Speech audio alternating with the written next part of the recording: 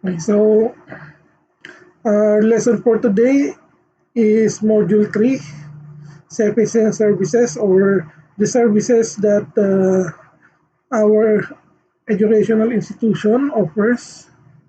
Okay, so there are different services that a student can avail when uh, a student is enrolled in CEFI.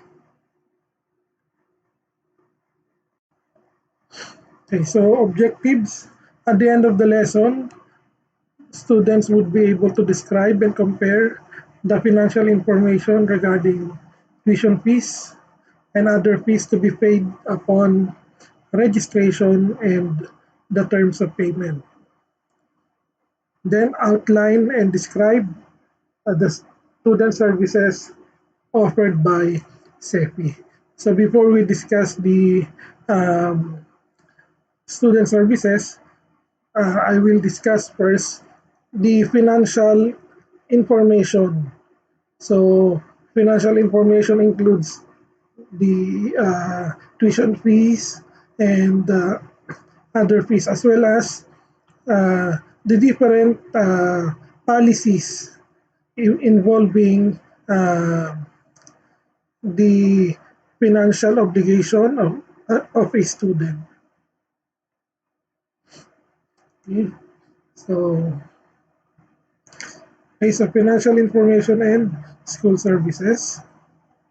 So tuition fees and other fees paid upon registration. So at the beginning, so you will enroll and you will register. Registration is the final point of your enrollment. And upon registration, you are asked to pay uh, certain amount that correspond to the tuition fee and other fees. Okay, so when we say tuition fee, it is pertaining only to the uh, rate. Ito yung halaga ng bawat units ng inyong mga subjects.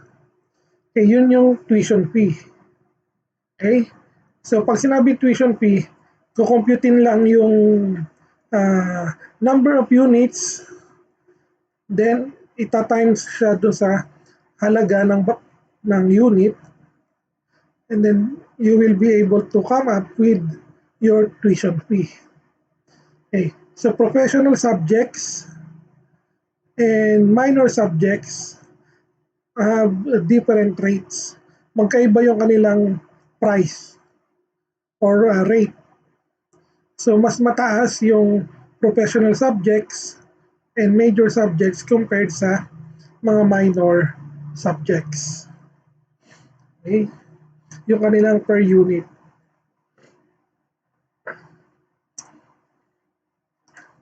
So extra fees may be charged from the students for late enrollment, shifting courses, and changing or dropping subjects as soon as the classes have started. So as you can see dito sa provision na to, may be charged. Okay, may or may not be charged yan. It depends upon the existing policy of the school. So minsan kasi naglalabas ng policy per semester ang ating school if the accounting office will charge extra fees for late enrollment, okay, for shifting courses, okay, and definitely yung changing and dropping or adding subjects, usually talaga siya ay mayroong bayad. Pero kapag naman ikaw ay regular student, okay, usually wala ka naman ang idadrop sa i-add na subject.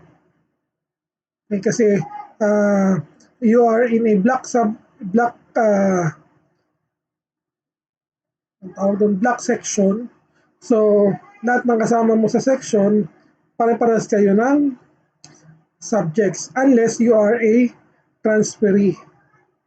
You're a new student coming from a different school or shifter from other course. Okay. So, kapag ganon, usually, ini-evaluate naman ng dean kung ano yung mga subjects na credited na, so hindi mo na siya i-take, and ano yung mga subjects na pwede mo lang i-take for this semester. Okay. Okay. So other fees which may be charged from the student upon enrollment or within the semester are as follows. So bukod doon sa pag-charge for late enrollment, shifting courses, and changing, dropping, or adding subjects, ay meron pang ibang uh, fees na maaaring i-charge upon enrollment.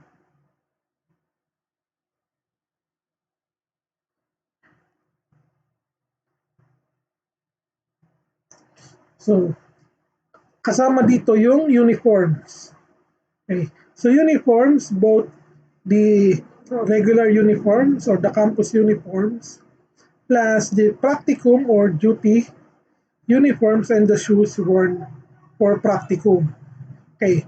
Sa atin, sa College of RadTech, okay, you will not be asked uh, to pay upon enrollment for the white uniform or the uh, uniform that you will wear after the pinnings and dedication ceremonies, as well as the shoes.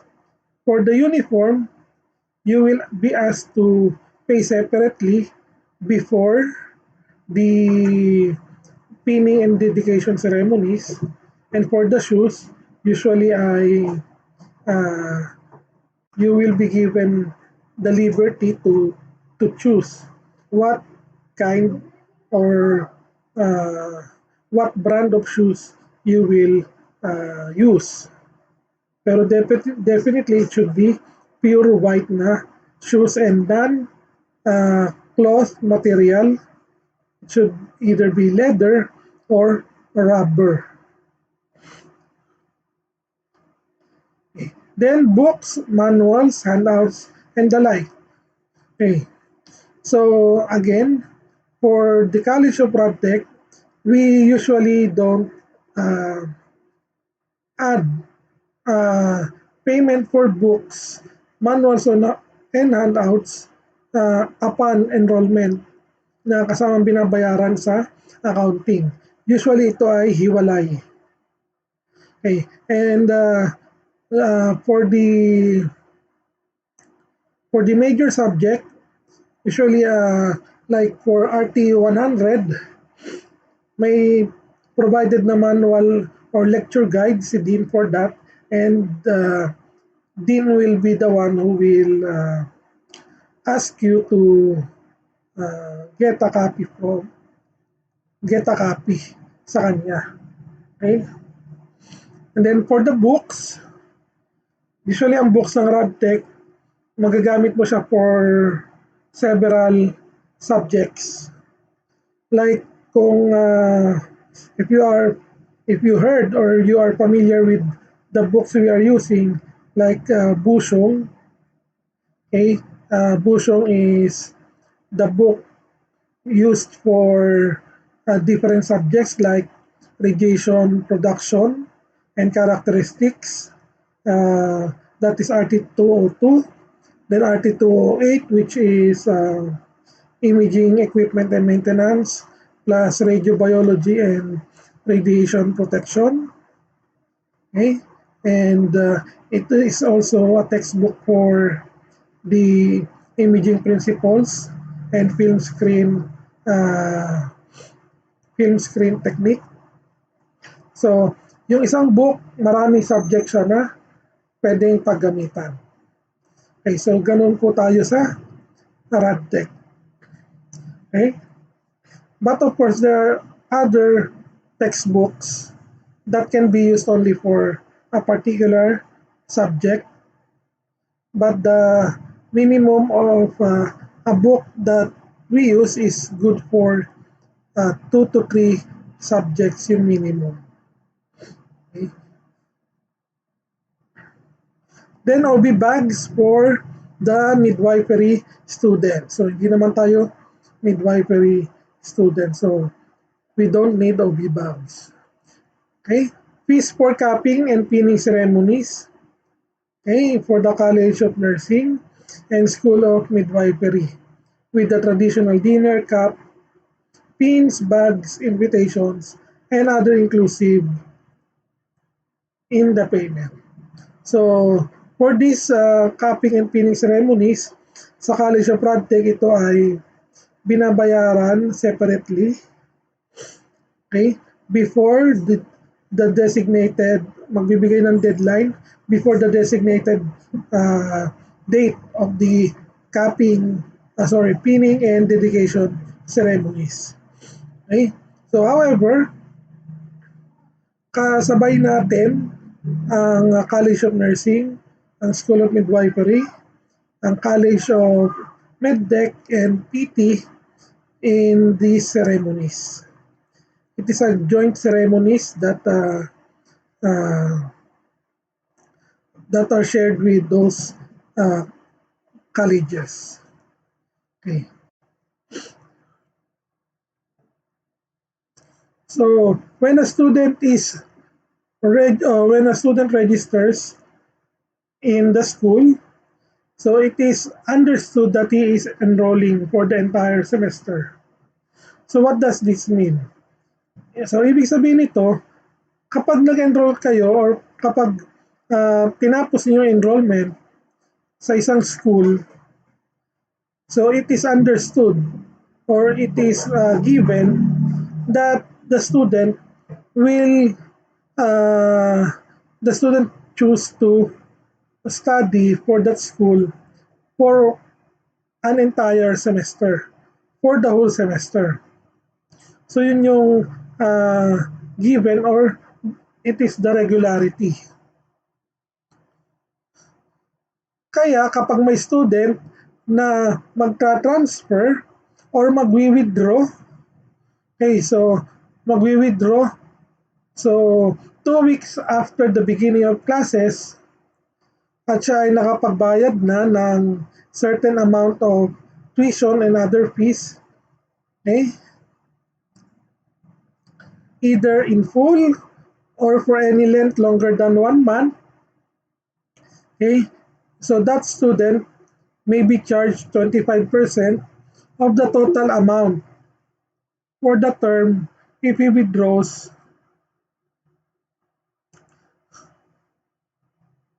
during the first week of classes.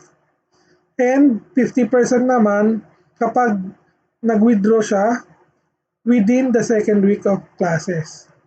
Then syempre after that, pag nag-withdraw siya after 2 weeks, so it is considered that the student should have paid 100% of the total tuition fee and other fees. Kasi nga it is understood that a student will be enrolling for the entire semester. Okay? So kung may mga classmate kayo na biglang nag-withdraw or hindi na pumapasok, so babayaran pa rin nila yung buong tuition fee and other fees.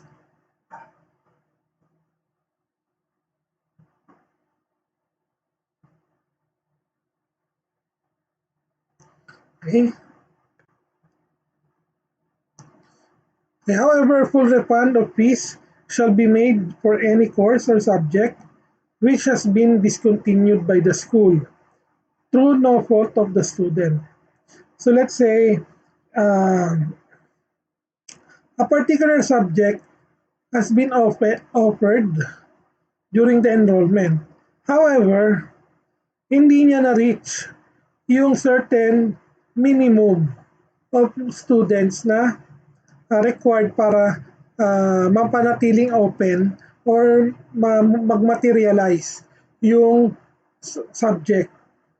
So, di ba, ang minimum is 20 students to be able na mag-materialize yung isang subject. Let's say, ang nag-enroll lang is 6 students. So, the school may discontinue that specific subject. Kahit nakabayad na yung student ng buo dun sa particular subject na yun, i-refund yun. Yung bayad, yung tuition fee for that particular subject ng full. So, i-refund siya sa student.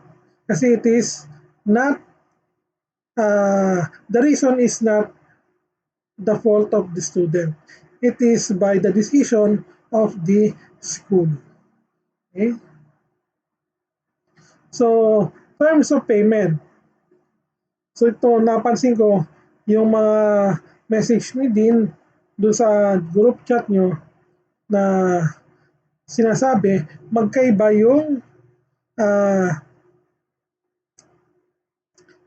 down payment sa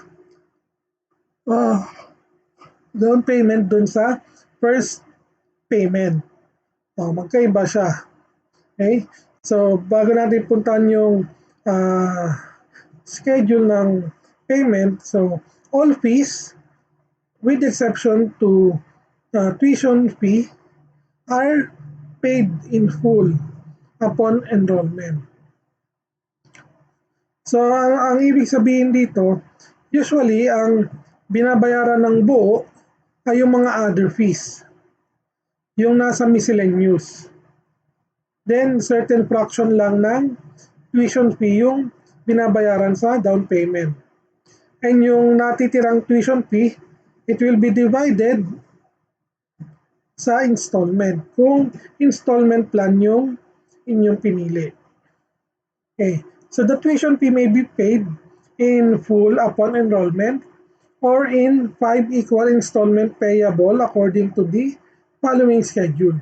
So ito yung schedule. So first installment, which is the down payment, so upon registration. Then second installment, before the prelim examination. Okay. So ang katumbas nito ngayon sa atin is before the midterm examination of the first rotation. Then third installment, before the final examination of the first rotation. Then fourth installment, before the semifinals examination dapat, pero for our current setting, so this will be before the midterm examination of the second rotation. And fifth installment will be before the final examination of the second rotation. Okay, malinaw po ba? So every examination, you are expected to pay for the remaining or for the tawag dito, kung ano yung nakasulat dun sa inyong assessment form or registration form. Nababayaran nyo every month ata yan. Usually every month or every before the examination. And usually do sa receipt, when you pay for, kapag nagbayad kayo sa school mismo, kapag print nila ng receipt, nakalagay din doon yung kung hanggang saan yung inyong payment na nakalagay valid through midterm, valid through prelim, valid through semifinals, etc. Okay? So terms of payment pa rin. So when you pay in cash, so you will be given a 5% discount on tuition fee. Okay? So only cash payments, postal money orders, cablegrams, telegraphic transfers, certified cashier's checks, and manager's checks are accepted as payment. So ngayon, mas pwede na yung bank transfer, uh, payments or bank deposit. Yan. So pwede na siya. Okay. So the school allows the use of promissory notes. Okay, so promissory notes may be issued but only in meritorious cases. So it is a case-to-case basis. Okay, usually, ito ay dapat may go signal ng BP for Finance. Okay? So no note shall be issued to the student who have outstanding obligations with the accounting office. So ano ibig sabihin ng outstanding obligations? Halimbawa, for this let's say final exam for the for the first rotation. If you haven't paid for the midterm exam of the first rotation, and let's say nag-promissory note ka na nun, tapos magpro-promissory note ka uli for the final examination, so it will not be allowed by the accounting office because you have an outstanding obligation that you need to pay. Kasi nag-promissory note ka na nung una, so you have to fulfill the conditions ng promissory note, the first promissory note.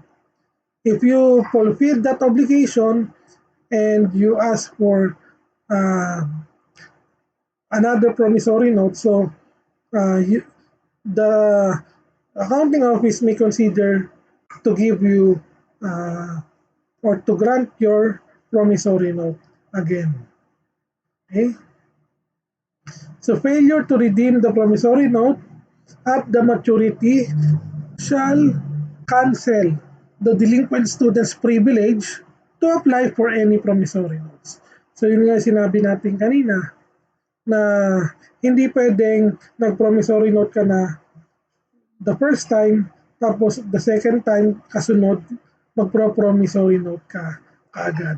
Kailangan you have to fulfill muna the first condition or the conditions of the first promissory note.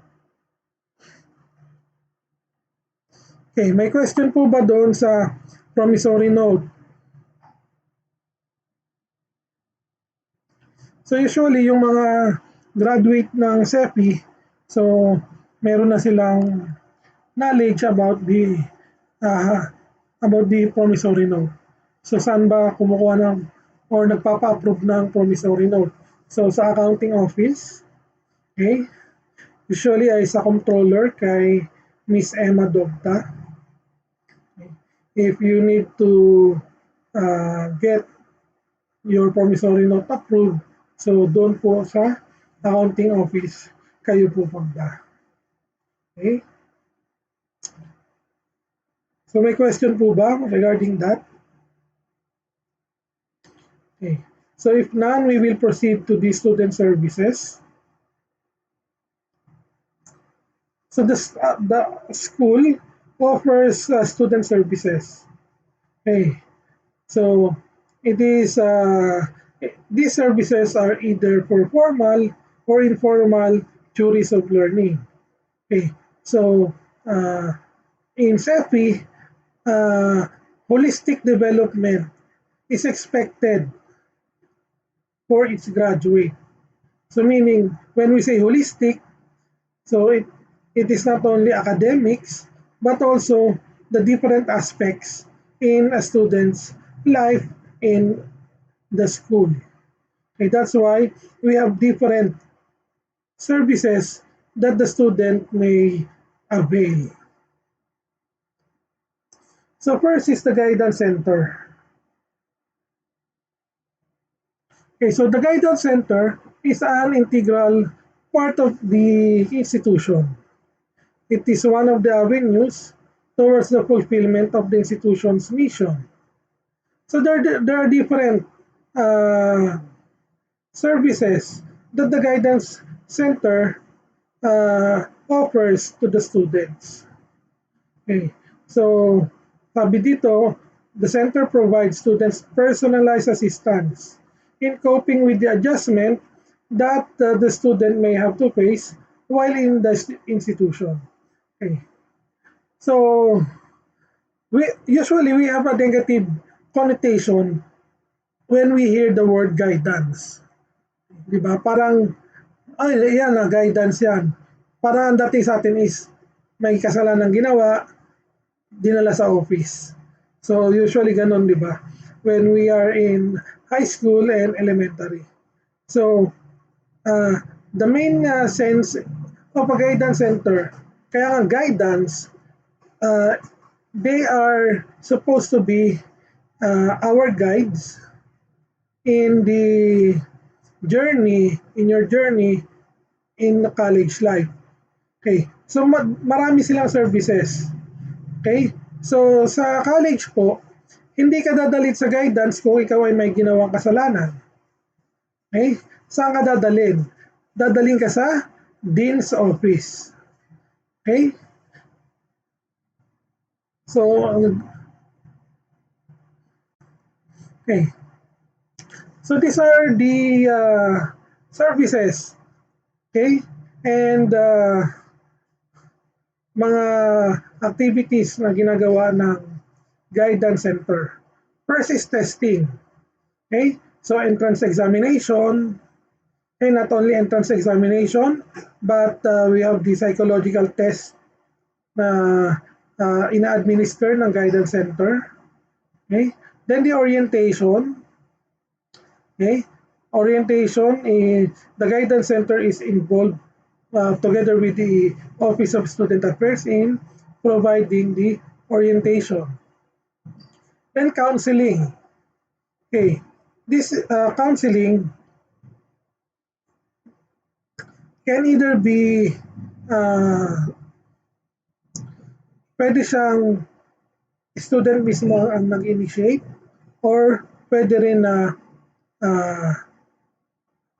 your advisor or the dean's prerogative na a certain student should undergo counseling. Okay? So they also provide career guidance. Okay. So career guidance. When we say career guidance, dito nagbibigay sila ng kanilang expertise kung saan career pathway pwede ang isang particular student na magsisik sa kanila ng career guidance. Okay, let's say physical therapies have different career pathways. Okay, first is the first level clinicians or working in the clinical setting. Okay, another is advocate of community rehabilitation health. Okay, another one is an advocate of research. So maraming career pathway. Sa RadTech, there are different career pathways. Okay, so you can be a general radiographer, a sonographer, okay, an MRI technologist, a CT technologist, okay, a radiation therapy technologist, a nuclear medicine technologist, ano pa, 2D echo technologist, okay, and you can also be an entrepreneur. You can also have a career in the academe. Okay? So there are different pathways. Okay? So, or you can also be a physician. So we must remember that radiologic technology is one of the pre-medicine courses. Okay? Then alumni and student follow-up. Okay? So student follow-up, usually if there are uh, certain issues that came about after the administration of of different tests offered by the guidance center. So they will be talking with the student or counseling the student. Then job placement. So it is also a function of the guidance center to provide or to assist students to have jobs.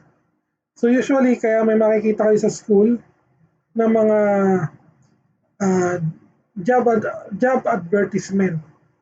So certain companies are looking for these certain positions or certain persons for these positions. So usually makikita niyo yan sa may bulletin board ng guidance center. Okay? So it is part of their services. Okay? Then the medical and dental services. Okay. So students are enjoying to avail themselves of the medical and dental services available at the school. Okay. So nandyan yung ating school nurse, and we have a school nurse, a school doctor, and a school dentist. Okay. During the pre-pandemic period, okay, so they provided different services kapag kailangan ng student. And for emergency cases na hindi kayang tugunan ng ating medical and dental clinic, so siya ay dinediretso na sa emergency room uh, ng MMG. Siyempre, with the assistance pa rin of our school nurse. Okay? So, ang pagkakatanda ko, every student can avail one tooth extraction per semester. So kung gusto nyong sulitin yung inyong binabayad na miscellaneous fees sa school, edi magpabunot kayo ng ngipin every semester. So kung kayo ay first year to fourth year, so 8 ngipin yung papabunot nyo. Kung gusto nyo sulitin, pabunot kayo ng 8 ngipin. Pero wag naman sana, di ba? Kasi hindi na yan tutubo ulit. Okay? Next is the forum and the Karunungan Hall. So these two venues serve as activity centers, whether for sports, academic, and entertainment. Okay. So these venues also can be rented out to interested parties. So after the proper coordination with the Office for Administrative Services, which is under Dr. Gabriel Angelo Calaya. Okay? So, yung forum, saan po ba matatagpuan yung forum? Okay, the forum is the term we call the gym or the basketball venue. So it is called the forum. Okay. So bakit po letter V?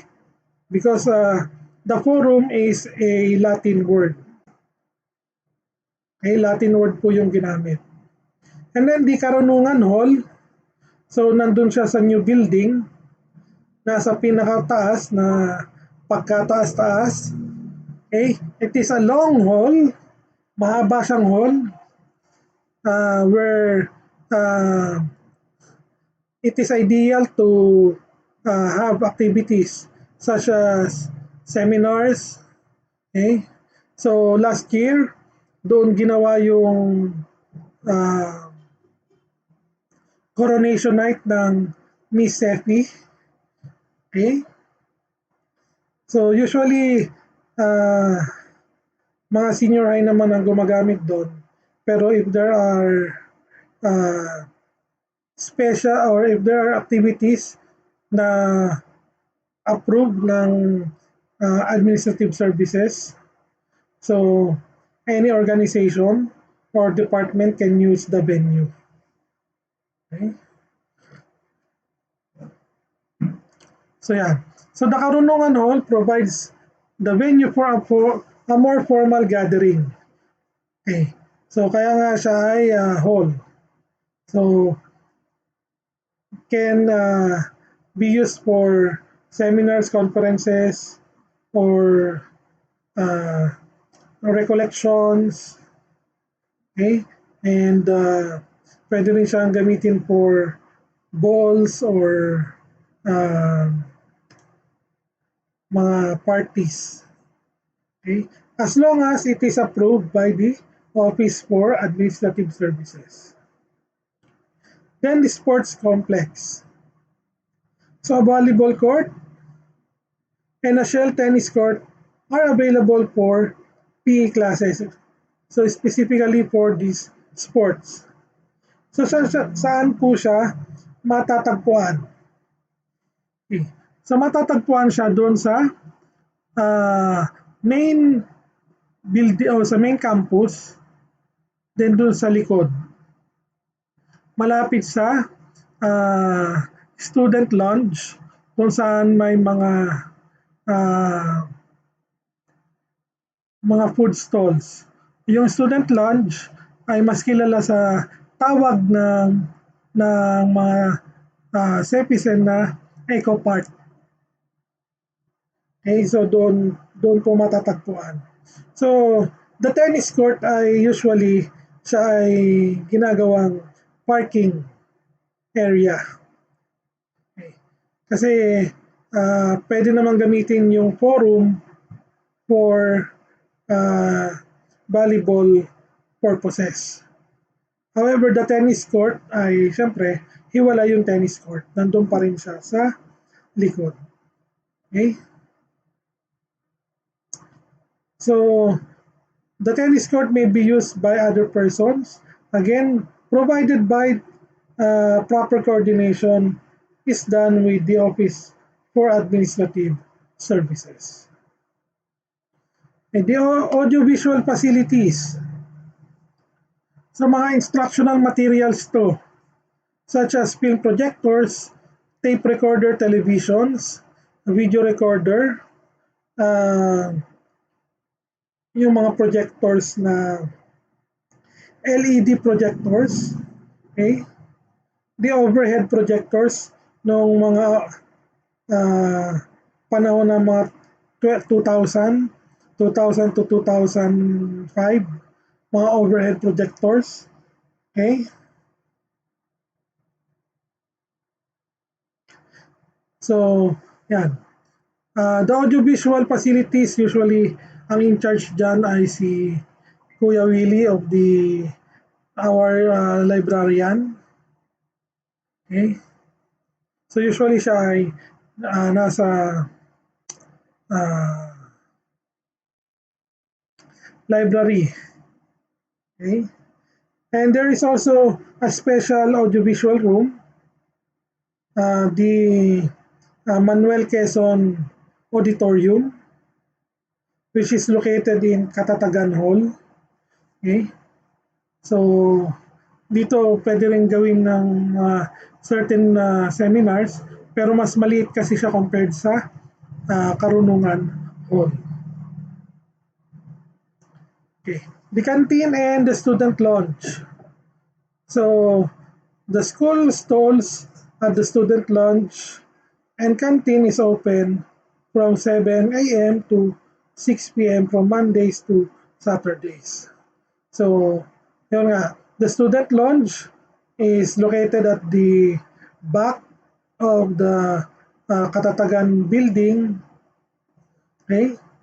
Katatagan Hall, and it houses several food stalls, okay? And It is most commonly known as the Eco Park. Okay? Pero usually uh, as early as 6:30 meron na silang ino-offer na breakfast. Pero usually ano lang sila minsan hanggang 5 p.m. lang sila. And Saturdays ay sarado sila. Okay? Then the campus ministry. So the campus ministry serves to provide the spiritual needs for the CEFI community. So activities organized by the campus ministries are either held in the prayer hall, the forum, the KRU hall, or Karunungan hall, or if necessary elsewhere outside the school premises. Okay. So, yung mga monthly masses na ginagawa sa school, so there are different venues.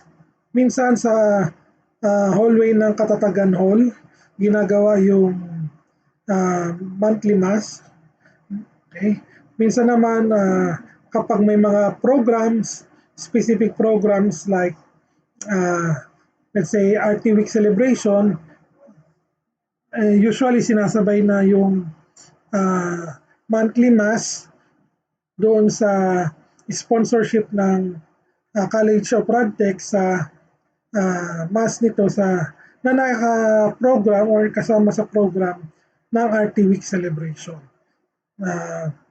Either sa nursing arts laboratory siya ginagawa. So usually doon kasi natin ginagawa yung ating RT celebration before the pandemic. Okay? So next, student publication. So have you heard of the official student publication of the school? So it is called the Gazette. Okay? The screening for new members. So editorial exams are held in the entire month of June. So hindi to June. Siguro napalitan na ito. To accommodate Gazette hopefuls or students that are seeking a position as a member of the Gazette, CEFIzen Gazette. Okay?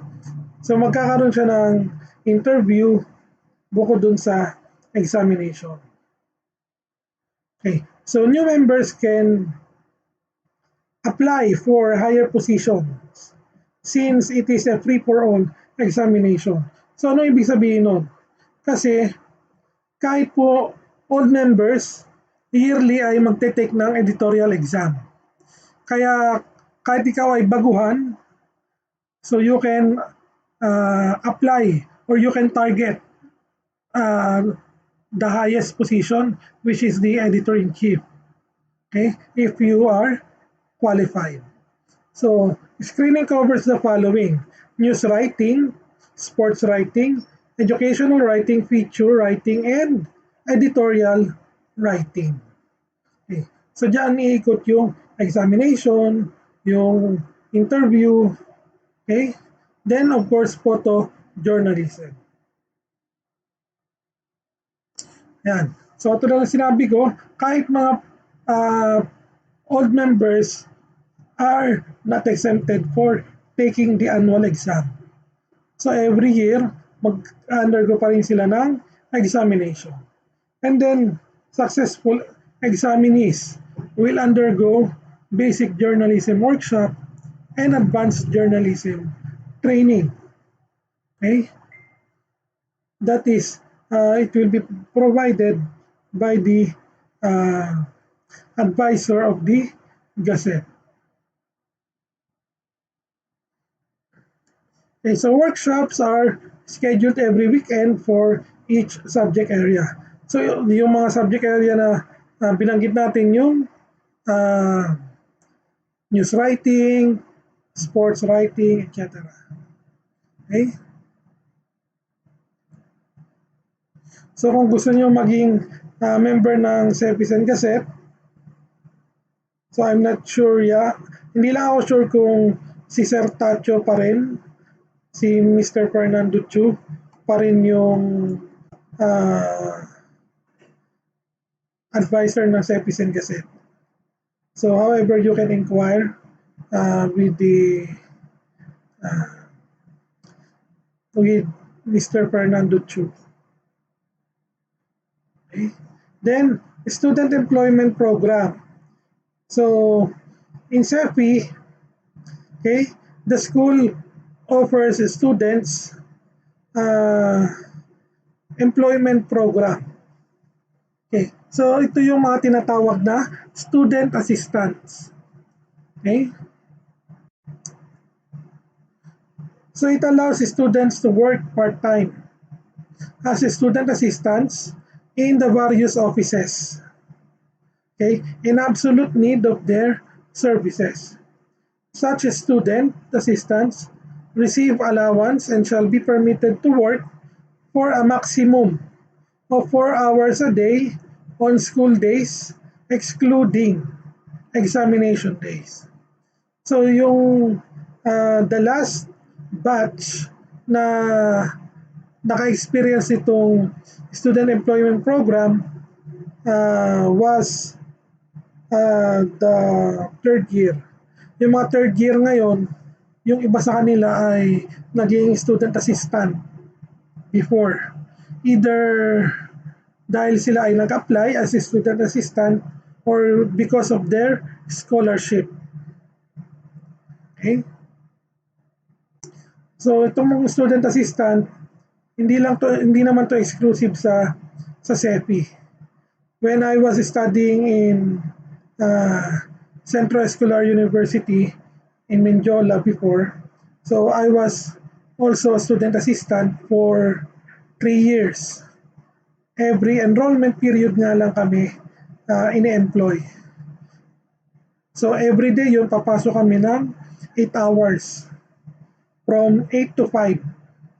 And of course, ang aming sweldo ay per hour, plus the food allowance given by the college. So ang trabaho lang namin is to help the enrollment advisors sa enrollment process. Okay? So, ayun. Maraming benefits naman ang makukuha sa pagiging isang student assistant. So, kaya 4 hours lang yung maximum.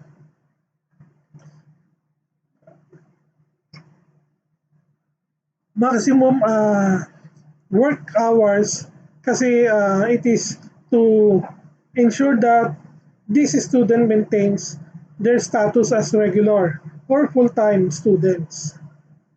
Okay? So, ito is special note. While the program is open for all, students are employed according to their respective credentials, income or their family incomes, and the number of openings available. Okay, so natural kung wala namang opening open slot for student assistant, or walang office na nagre-request ng student assistant. So, yun, hindi sila mag-o-offer ng student employment program. Okay? So there are other terms and conditions that can be set by the administration to the Dean of Student Affairs. Okay? So before we proceed to the library, may question po ba? May question po ba? Okay, so wala. Mabilis lang itong library. So the library is named after one of our founders, Dr. Emeterio Calayan Jr. Okay? So you can see the schedule of our library in the slide. Okay? So even if we are on online classes, you can still access our library. So you just contact our library personnel via Facebook. Kung may mga kailangan yung resources, so you can just ask the our librarians to via Facebook for the needed resources. Okay. So physically, our library adopts the controlled modified open shelf system. Okay. So meaning a reader or a student may enter the library and choose randomly or choose freely what books they can use or they will read, provided that they are properly and officially charged or loaned out at the charging counter. So kailangan kung ilalabas yung book, kailangan dadaan siya sa charging counter para makuha or ma-record nila or ng library kung sino, kailan hiniram at kailan ibabalik yung libro. So the library is divided into several sections, and these are the following. First is the circulation section. So this section contains general collection of books, either fiction and non-fiction. Okay, which the student can borrow for home use. So pwede daw iuwi ang any book from the circulation area.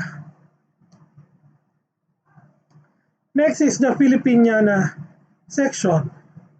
Okay, so yung title pa lang ng section, so may idea na tayo kung ano yung nilalaman ng mga libro nito. So this section contains book and non-book materials about the Philippines, in whole or in part, either produced in the Philippines or outside the Philippines. Okay, it can either be written by Filipinos or non-Filipinos, or in any of the Philippine languages or dialects or in a foreign language. So Filipiniana section. Okay? Hindi porke Filipiniana section, makakakita na kayo ng Barot Saya doon kasi Filipiniana. So this Filipiniana section is all about a collection of books about the Philippines written by the Filipinos and non-Filipinos. Okay? Next is the reserve section. So, syempre, reserve. Naka-reserve ang mga book dito. Naka-reserve for faculty members. Okay? Available lang sila sa student, pwedeng hiramin ng student for a short period of time. Dahil limited lang yung copy ng book. Okay.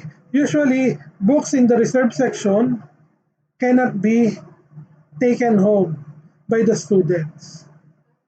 Usually, hinihiram lang sila for photocopy, okay, or for reading sa library. Then after, ay ibabalik na siya.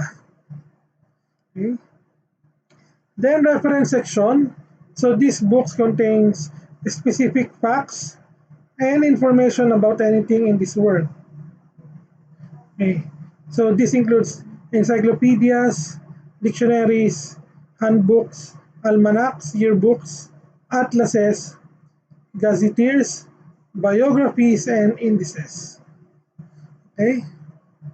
So reference section. Kaya siya ay reference.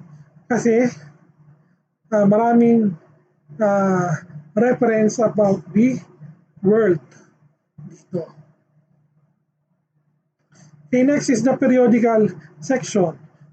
So this section, matatagpuan naman dito yung mga periodicals na tinatawag. When we say periodicals, this includes journals, Ano ba yung journals? Journals is a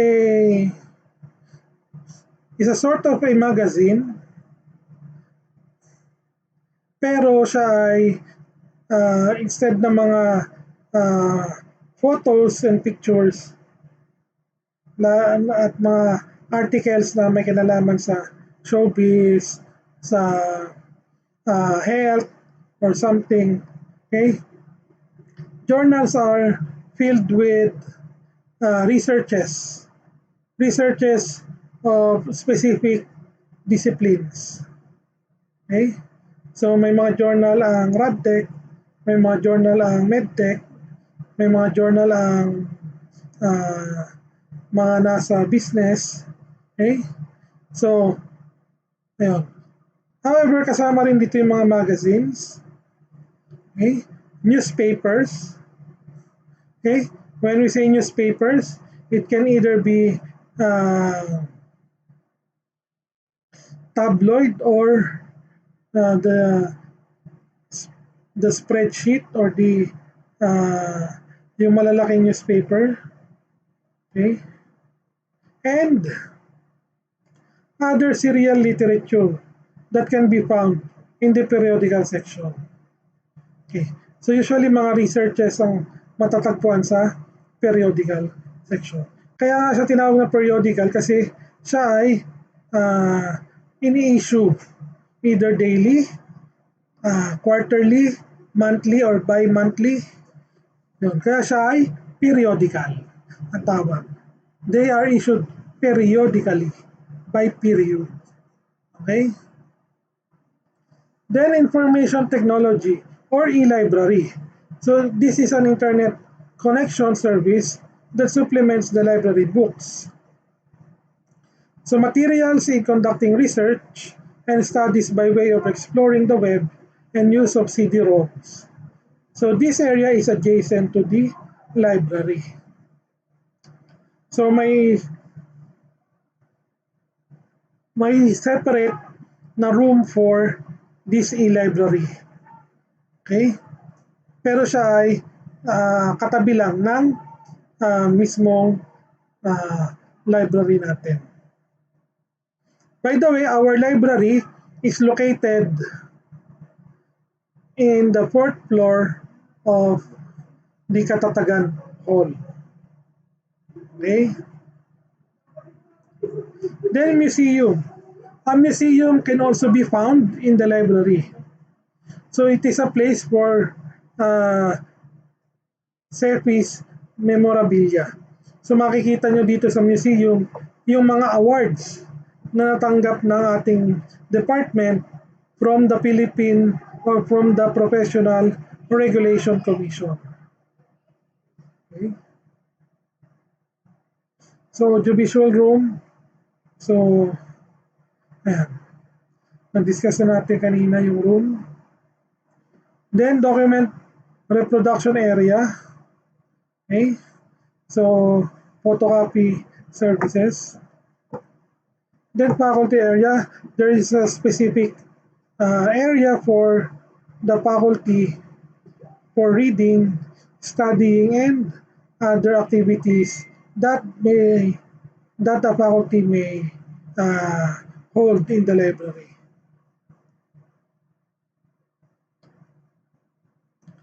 And baggage counter.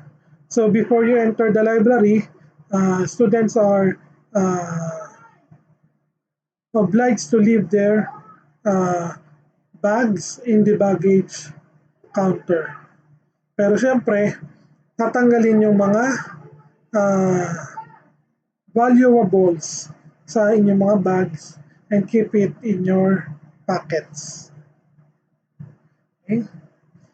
Then technical section, a place for technical processing of books like acquisition and cataloging.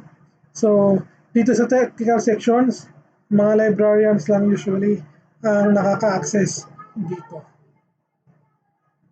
Okay? So library rules and regulations. Mali pa yung spelling. Okay. So lahat ba kayo nakapagpasa na ng assignment? regarding this? So, umpisa natin. Baka makalimutan nyo, deadline niya is tomorrow. Tomorrow nga ba? Basta, September 24.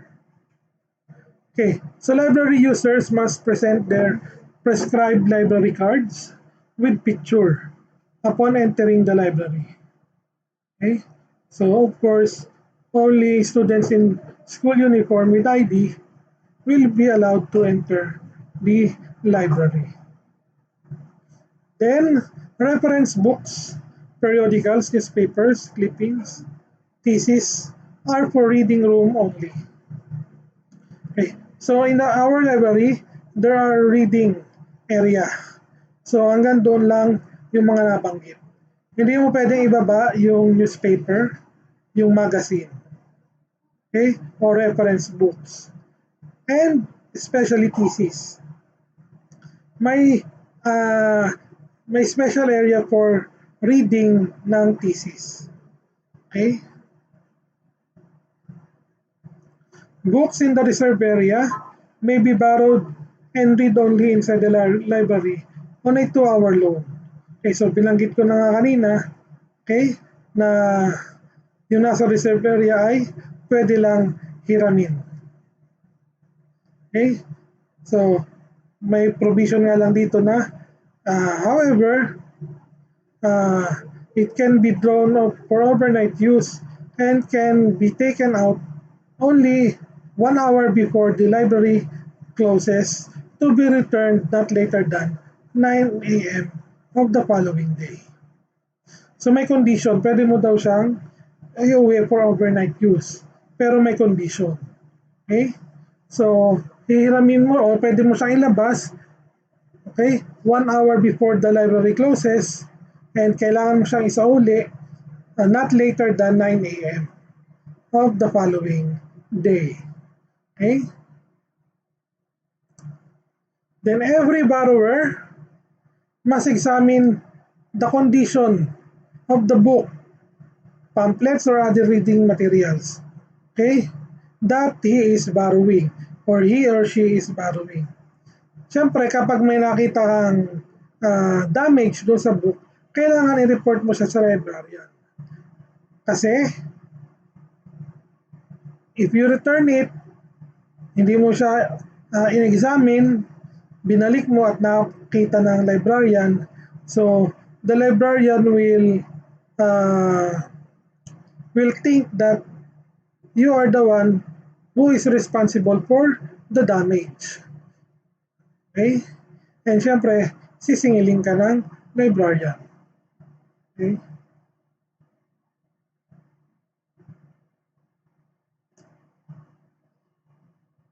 Okay. So kapag daw ikaw ay naglabas ng any book or material from the library without checking it out and without the book properly recorded at the counter, so it is considered a serious offense or a serious infraction of the rules and regulation. Isang serious na paglabag sa rules and regulation ng library. Okay. So kasama dito yung pagsisira sa mga books and other materials from the library. Okay. Okay. So ano yung consequence? It may cost the borrowers library privileges for the rest of the semester or succeeding semester. So pwede siyang tanggalan ng library privileges. Hindi na siya pwedeng gumamit ng library at manghiram ng libro. Okay? Then, okay. So, itong number 6, so na-explain na nabanggit ko na rin ito kanina na kailangan laging titingnan yung book if it is damaged or not para mai-report sa librarian. Kasi kapag ito ay damage and hindi siya ni-report, so there are consequences. Okay? So ito yung consequence. Damage or lost books must either be paid for at the current market price or replaced. Okay. So sa club, di ba? Kung yung libro ay 10 years old na at siya ay nabili lamang ng school sa halagang 300, pero ang halaga na ngayon ng libro ay 1,000. So you have to replace.